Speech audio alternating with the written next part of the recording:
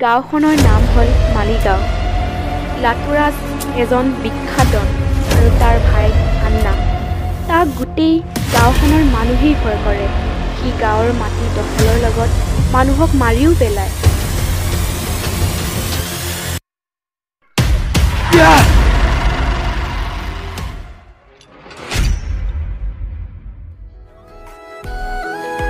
বাসু আৰু অবি এখন নতুন কলেজত পঢ়িবলৈ যায় আৰু কলেজৰ প্ৰথম দিনা বাসুৱে আৰাধনাক লগ পায় আৰু ইজনে সিজনৰ মাজত খুন্দা লাগি কিতাপবোৰ পঢ়ি যায়।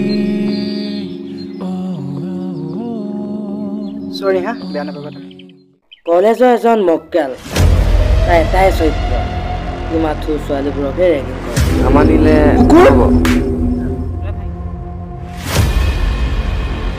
তই কোন বে?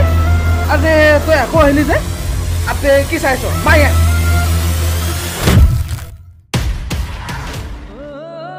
ঐ ঐ আসো আসো হাট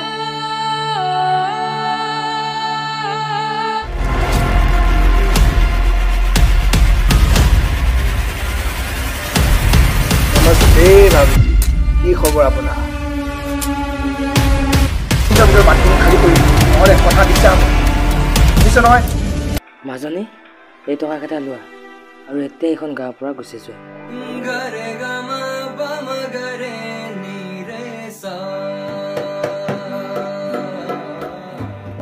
ভাই ভাই সিহঁতে পুলিচক জনাইছে।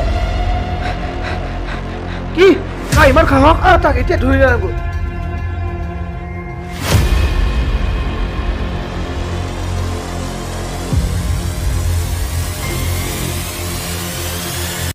ঐ মায়া